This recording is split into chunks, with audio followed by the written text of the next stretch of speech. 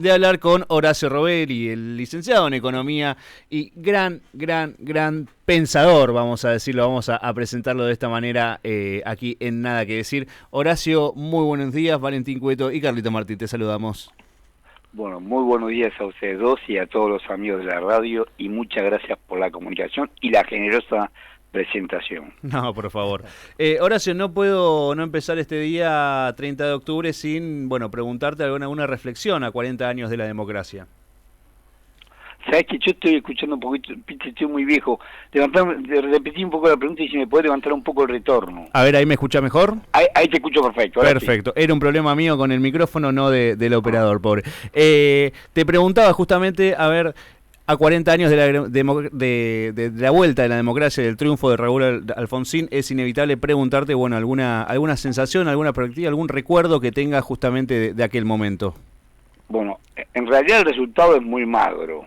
Por decirte pésimo, no es el esperado. Vos sabés que yo vengo del radicalismo y tenía 30 años, alguna vez fui joven, y trabajé en el equipo de Greenpoint, o sea, el primer ministro que puso Alfonsín de Economía y que trató de cumplir con el programa de Avellaneda, que es el programa del Partido Radical, fue el ministro Bernardo Greenpoint. Trabajaba en la parte de Secretaría de Comercio con Evangelino Gómez, el secretario de Comercio era Ricardo Campero y el subsecretario de Comercio Interior Evangelino Gómez. En ese equipo nosotros quisimos reinstalar un modelo que es modelo productivo, un modelo que defendía el mercado interno, la demanda interna, el consumo nacional, y en base al consumo nacional íbamos a crecer. O sea, la idea del radicalismo de aquella época, del programa de Avellaneda, es que la gallina de los huevos de oro de la Argentina es un mercado interno. Si vos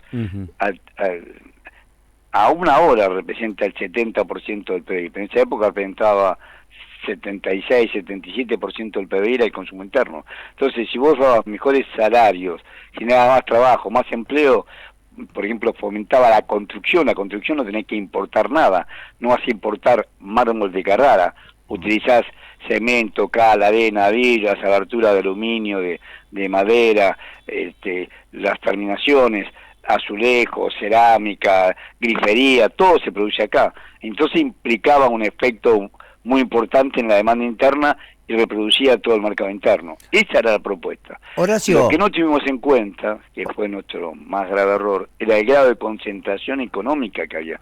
Nosotros quisimos repetir de alguna manera el modelo de 1963-66. Claro, de Ilia. No te escuché, disculpa. No, que era el modelo que había desarrollado Ilia en el 63. Exactamente. El modelo de Ilia, esa era la idea. La idea era defender ese mercado interno. Recordemos que Bernardo Greenpoint llegó a ser en ese gobierno secretario de Comercio de Ilia. O sea, claro. El ministro de Economía fue Eugenio Blanco, se murió, después lo reemplazó Juan Carlos Pugliese, pero ya estaba armado el equipo. El presidente del Banco Central era don Félix Elizalde, el presidente del CONADE era Roque Carranza, ya estaba armado el equipo de Ilia. Sí, exactamente, esa fue la idea, repetirlo, pero que fue exitoso, porque se volvió a crecer la tasa del 9 y 10% anual. Claro.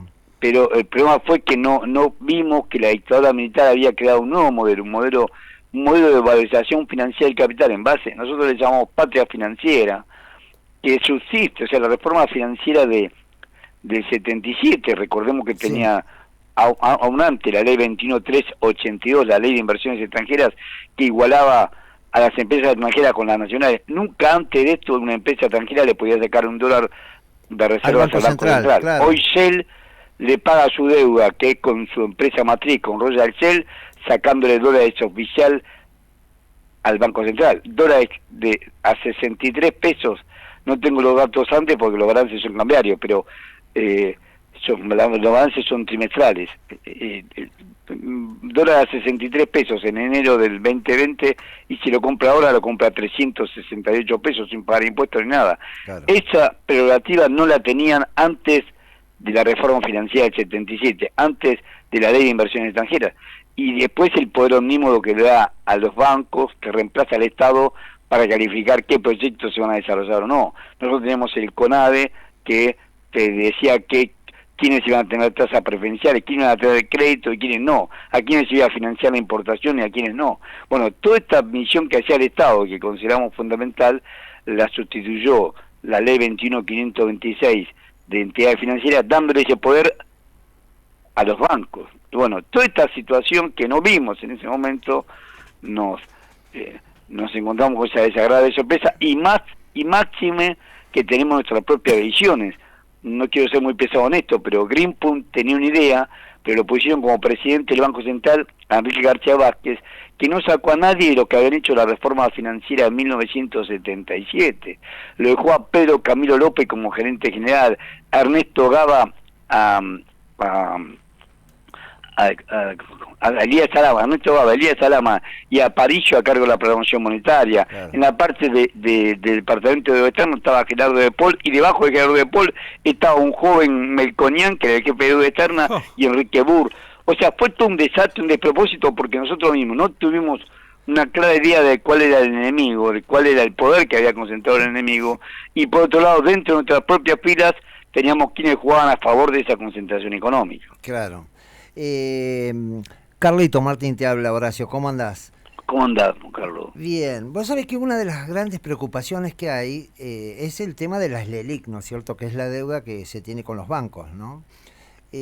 Decime si es una locura mía, pero haciendo foco en lo que son bienes no trasladables. ¿Esto qué significa? De generar algún... Un poquito más fuerte. ¿Sabés que, sí.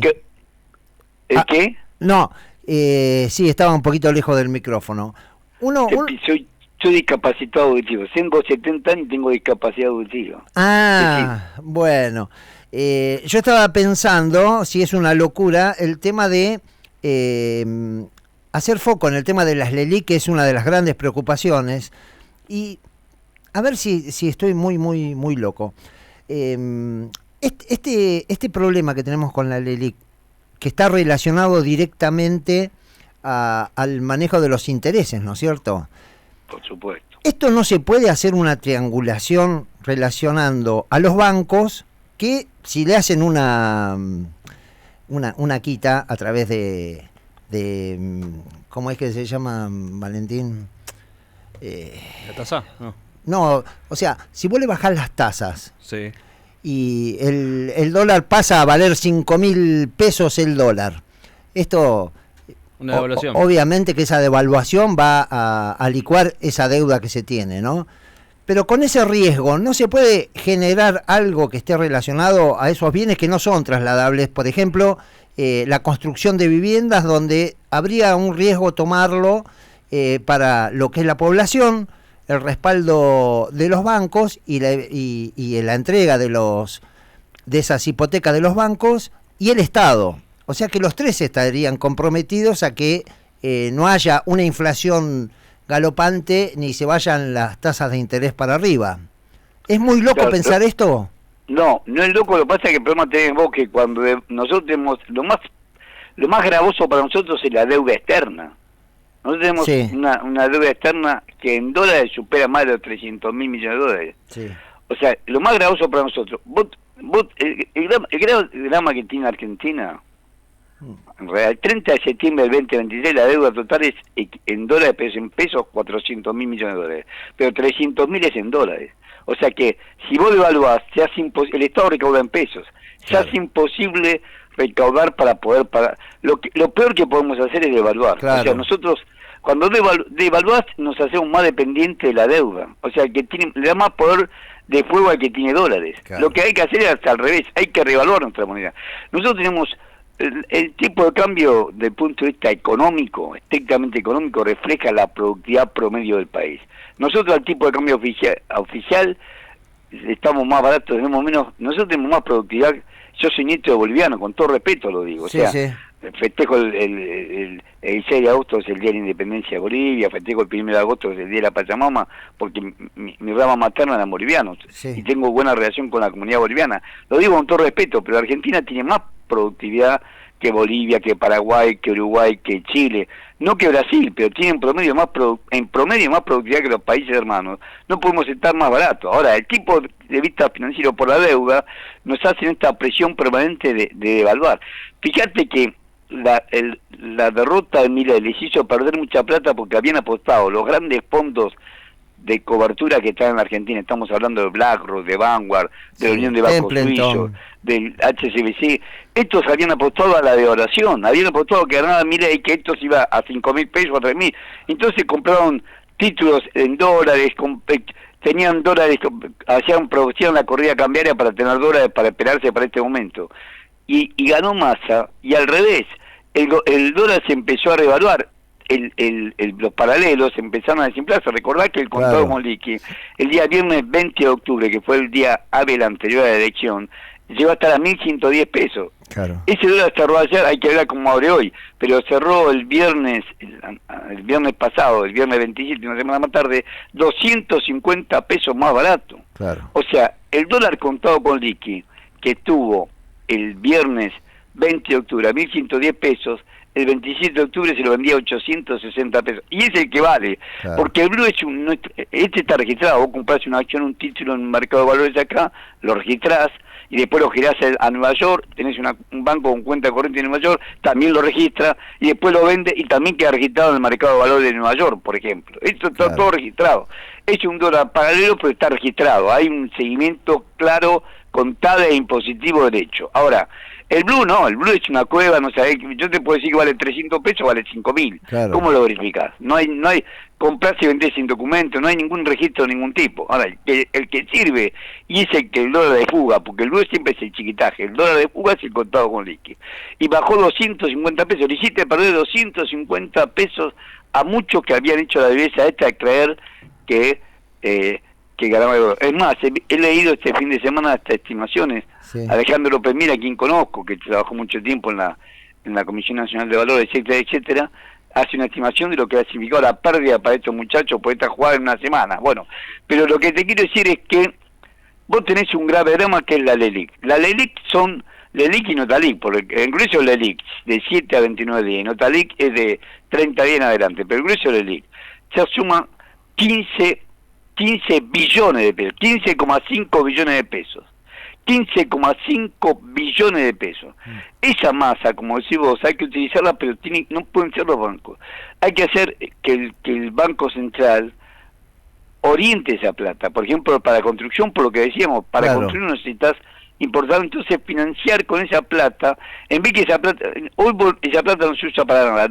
Los bancos lo que hacen es captar depósitos. Por ejemplo, el Banco Credit Corp es el que más en proporción a depósitos tiene, casi el 80% de los depósitos que capta lo presta el LELIQ. Se da vuelta y se lo presta al Banco Central y gana plata con eso. No le presta a nadie. Casi el 80% de los depósitos que recibe el Banco Credit Corp, en promedio de los bancos es más o menos el 55%. O sea, ponen más al Banco Central en el LELIQ para que no hacer nada. Y este inútil de Pese, lo menos es el inútil de Miguel Ángel Pese y todo el directorio del Banco Central, la LELIQ es a 7 días, o sea que si hay una corrida bancaria, en 7 días te borraron todo lo que vos le estás pagando una tasa del 11% mensual por LELIQ y Notaliq. 11, o sea que vos estás pagando 1.700 millones, o sea, 1,7 billones de pesos. 1,7 billones de pesos le pagás, 1,7 billones de pesos le pagás por mes y por 7 días. O sea que si viene una corrida, por suerte no la hubo, si hay una corrida bancaria, en 7 días desapareció. Vos estás pagando los bancos esa hipoteca y en 7 días desaparece. O sea, la debilidad intrínseca del sistema financiero, vos tenés que ahí que el Estado tiene que participar. Estoy de acuerdo con lo que decís vos, el Estado tiene que utilizar esa plata para fines productivos, para financiar, por ejemplo, la construcción, para financiar todos aquellos que están por debajo de la línea de pobreza. Tienen que hacer cosas, pero ¿por qué no lo hacen? Porque eso aumentaría la demanda interna de alimentos y de energía.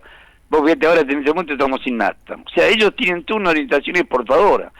Cuando vos tenés un modelo como este, que es un modelo extractivista, agropecuario exportador, deja de lado el mercado interno, priorizan siempre afuera y priorizan la obtención de dólares. La medida contra el LELIQ significaría volver a defender el mercado interno. Hay que defender el mercado interno porque defendés el trabajo y la producción nacional. Y hay que utilizar esa plata para financiar lo que nos importa, lo que podemos producir acá sin necesidad de importar, sin necesidad de ir a la divisa. Claro, claro. Horacio, justamente cuando hablamos de mercado interno, ¿cuáles son porque hay un debate sobre el tema del mercado interno y es justamente desde dónde se mueve, si desde la demanda o desde la oferta? ¿Qué opinión tenés en este sentido? Yo soy keynesiano, por supuesto la demanda.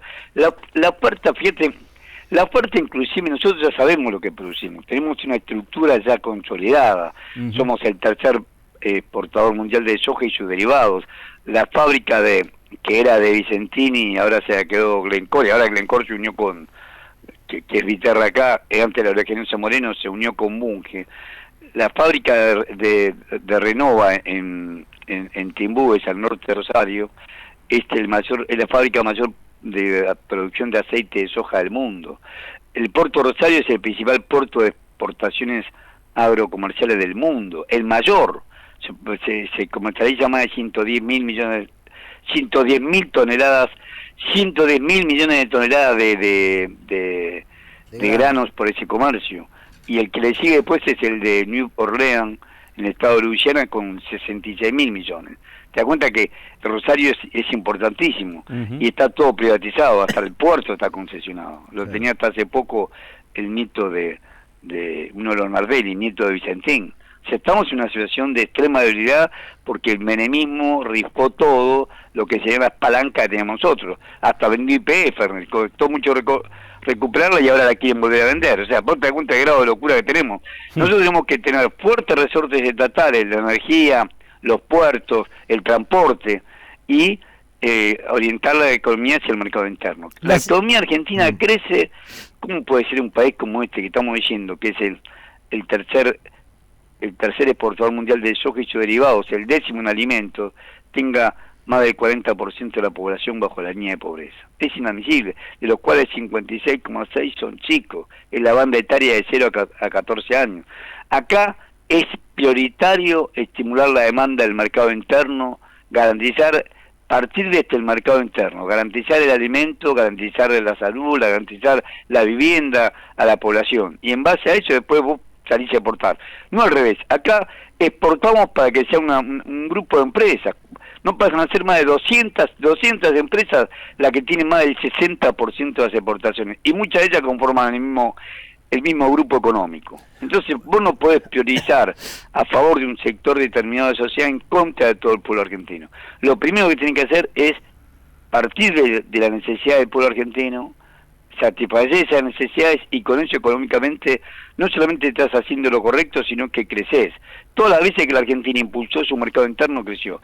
Así fue como creció desde junio del 43, cuando fue el golpe del GO del Grupo de Oficiales Unidos, hasta el 74. En 1974 nosotros éramos el país más integrado de todo el continente americano, donde menos pobreza había y donde menos diferencia había entre un rico y un pobre. Claro. Eso era la Argentina en 1974. Políticamente era complejo, no voy a negar que políticamente nos habían llevado a un callejón sin salida, pero económicamente la Argentina era un país sólido, integrado, donde menos pobreza había y donde menos diferencia había entre un pobre y un rico en todo el continente americano, mejor que Canadá, mejor que Estados Unidos. Hoy somos uno de los que peor distribución de ingresos tenemos, y vos tenés en la revista Forbes, que tiene las personas que tienen riqueza de mayor de 1.500 millones de dólares, patrimonio de 1.500 millones de dólares, tenés 7 familias argentinas. Claro. Y tenés más del 40% de la población bajo la línea de pobreza.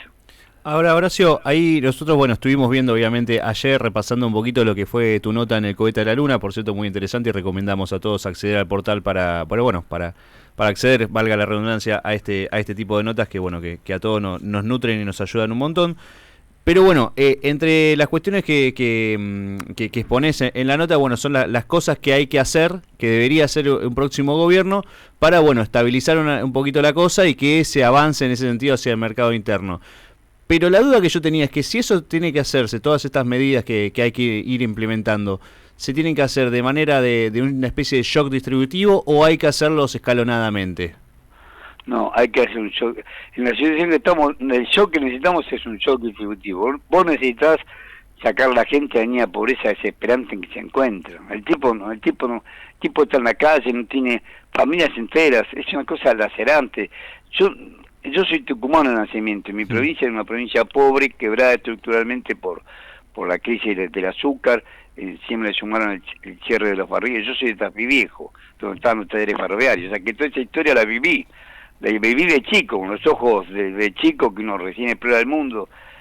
Fíjate, yo en el 66 tenía 13 años, cuando cierran los talleres, los ingenios, la parte más grande de desmantelamiento. Claro. Primero había empezado Frondizi con el plan Larkin, pero después la continuó en Ganía. Bueno, todo eso lo vi con mis propios ojos, y sé lo que significa la gente quedarse sin trabajo, mandar a la casa, tener que vender todo para irse. Tafí Viejo, bueno, ahora ya está prácticamente, está 15 kilómetros al noroeste de la ciudad de San Miguel de Tucumán. Hoy está prácticamente unido, pero se hicieron villas miserias alrededor de la ciudad de Tucumán, porque por lo menos en la ciudad tenías algún tipo de changa. Toda esta situación, toda esta triste situación es fruto de que vos tenés que alimentar el mercado. Si vos alimentás el mercado interno, esto no pasa. Vos le generás trabajo, el tipo no va a vivir en una villa, se hace una casa, se construyen, le generás trabajo, le generás crédito para la vivienda. ¿Cómo puede ser que tengamos, como estamos diciendo, 15 billones de pesos en el LIC y no se den crédito para hacer vivienda? Tenemos un déficit habitacional, según dice la Secretaría de Vivienda y Hábitat, de 3 millones de viviendas. Y después tener departamentos vacíos en Puerto Madero o en la imitación de Puerto de Madero que tiene la ciudad de Rosario.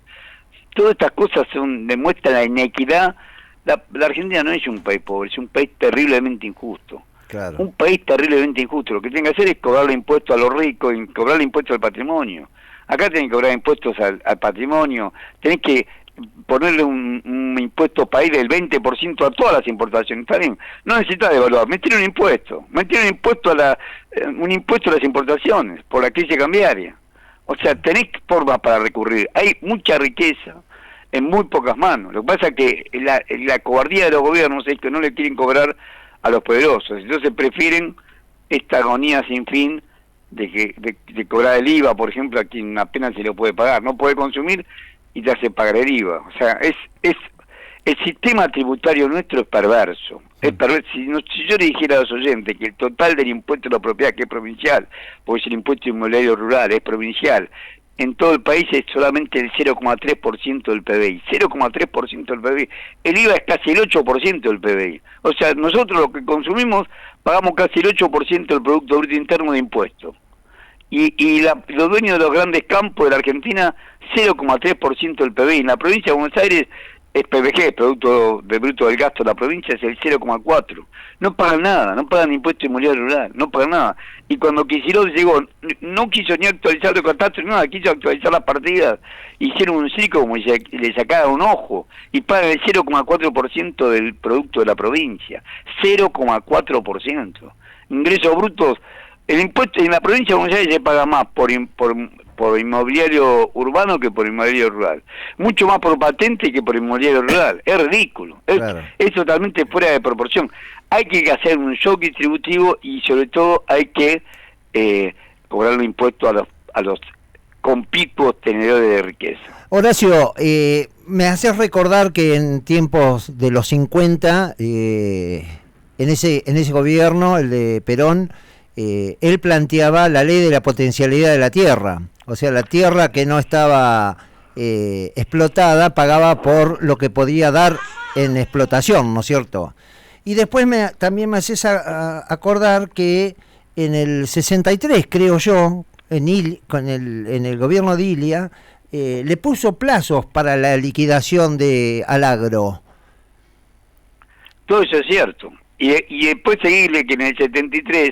el ingeniero Giberti, que era el secretario de Agricultura de Helvar, trató de reimplantar lo mismo, el impuesto a la renta potencial. Claro. Todo eso que decís vos es cierto, hubo intentos y algo se logró en su momento. Sí. Lo que pasa es que, bueno, y esa es una economía, o sea, estamos en una economía que distribuye ingresos, porque tanto la economía de Perón como la economía de Ilia distribuyeron ingresos a favor del trabajo, a favor de los asalariados. Y Helvar más todavía. La Argentina, te repito, en 1974 es el país más integrado de todo el continente americano. Sí, ese es el camino, hay que volver a hacerlo. Lo que pasa es que tiene que tener un gobierno que tenga la decisión de hacerlo. Ahora, si vos se la fácil, no, vendan $2 y nosotros nos quedamos con una parte de esos $2, una parte mínima. Nos quedamos a través de la retención y en vez de decir, no, te vamos a cobrar impuestos de tu raíz, vamos a fomentar el mercado interno, vamos a crecer los dos, va a crecer el mercado interno y también va a crecer las exportaciones. Porque no podemos hacer crecer las exportaciones depredando el mercado interno, haciendo que el salario sea baratísimo. No podemos nosotros repetir la historia de Corea del Sur, por ejemplo. Ya pasó. Ese tren ya se perdió. ¿No? Es imposible esperarlo porque ya pasó ese tren. Lo que tenemos que hacer nosotros es hacer crecer los dos, hacer crecer el mercado interno para que la Argentina se fortalezca y a su vez aumentar las exportaciones. Lo hizo Néstor Kirchner. Cuando todo el gobierno de Néstor Kirchner, yo no vengo del peronismo, pero me hice kirchnerista de Néstor, cuando lo vi cómo actuó. Lo primero que hizo fue aumentar los salarios por decreto. Después abrió las paritarias que no estaban abiertas desde 1974, porque todos hablan de Alfonsín, pero Alfonsín se cuidó de abrir la paritaria. En cambio, Néstor Kirchner dio paritarias amplias y plenas, y cuando le preguntaron cuánto debe ser el aumento de paritarias, se decía la inflación más 2 puntos. O sea, trataba de estimular el mercado interno a como dé lugar. Bueno, todo lo que hizo Néstor Kirchner en los 4 años que fue presidente de la República, recordemos todo, llegó con 22,5% de los votos y asumió el 25 de mayo del 2003, y la desocupación abierta era del 25% en la onda de mayo, cada 4 argentinos había uno desocupado. Generó empleo, aumentó el Producto Bruto a una tasa de 9 y 10% anual, revisado por Jorge Todesca, que fue el interventor que puso en el INDEC Macri cuando llegó y le reconoció que lo de Kirchner era cierto. Aumentábamos las exportaciones, claro, tenía la soja, aumentamos las exportaciones, aumentó los derechos de exportación, con lo cual el Estado cobraba más plata de las exportaciones, cobró impuestos, avanzó sobre la Carta Orgánica del Banco Central, metiendo la modificación que no respetó Pese, que dice en su artículo 3º que debe preservar el valor de la moneda y estimular la demanda interna. Eso no lo hizo Pese, y esa fue la modificación que metió en la ley 2444 de Carta Orgánica del Banco Central Néstor Kirchner. O sea, Pese cumplió toda la reforma financiera del 77, todo lo que hizo Martínez Dios y Adolfo Vizque, era su presidente del Banco Central, y no la enmienda que le hace a la ley. Lo único que pudo hacer ese gran patriota que tuvimos, que fue Néstor Kirchner. Entonces, hay que hacer lo que hizo Néstor Kirchner en su gobierno, reimplantar el mercado interno, darle poder adquisitivo a la población, generar empleo, que la Argentina crezca en su mercado interno y que también crezca en su mercado externo, pero no a costa del ajuste interno, sino a costa de que crecen los dos, de que se aumenta la producción en los dos, tanto para el mercado interno como para el mercado externo. Horacio, muchísimas gracias por haber pasado nuevamente por Nada que Decir. Vamos a seguir en contacto porque la verdad que bueno, para nosotros es un lujo. Es hermoso. Es distinto este tipo de charlas que bueno, que las charlas que por ahí se suelen tener con distintos economistas hoy en día,